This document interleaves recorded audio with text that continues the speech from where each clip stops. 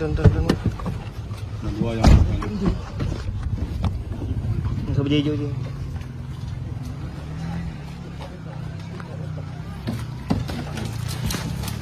Timak nanti dah. Timak dia. Mat. Satuan Reserse Kriminal Polres Aceh Utara menangkap 3 pelaku tindak pidana asusila. Korbannya anak perempuan 14 tahun. Penangkapan dilakukan setelah ibu korban melaporkan kejadian tersebut kepada pihak kepolisian. Ketiga pelaku masing-masing MF, 23 tahun, MS 17 tahun dan NM, seorang perempuan 15 tahun yang merupakan pacar salah satu pelaku yakni MS. Menurut Kasat Reskrim Polres Aceh Utara AKP Nofrizaldi, kasus tersebut terjadi pada 6 November. Pelaku NM menghubungi korban untuk diajak jalan-jalan dengan janji akan dibelikan baju baru. NM memberitahu korban, ia akan dijemput oleh MS. NM meminta korban untuk menuruti semua permintaan MS. MS kemudian menjemput korban di kediamannya menggunakan mobil rental.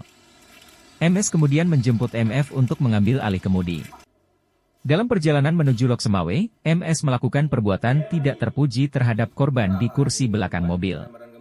Sesampainya di Lok Semawe, mereka berhenti di salah satu kafe hingga larut malam. Dalam perjalanan kembali ke Lok Sukon, pelaku MS kembali menodai korban di dalam mobil.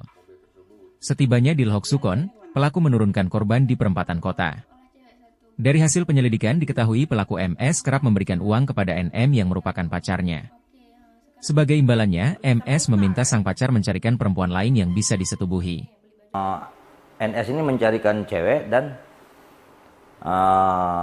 korban sudah dapat dan mereka dipertemukan. Setelah dipertemukan, mereka berjalan dengan menggunakan mobil mengarah ke kota Lok Semawe. Dan dalam perjalanan itulah saudara MS melakukan perbuatan bejatnya yang mana FZ yang membawa mobil. Kasat Reskrim mengimbau kepada para orang tua agar lebih waspada dalam mengawasi pergaulan anaknya. Tim Liputan Aceh Video.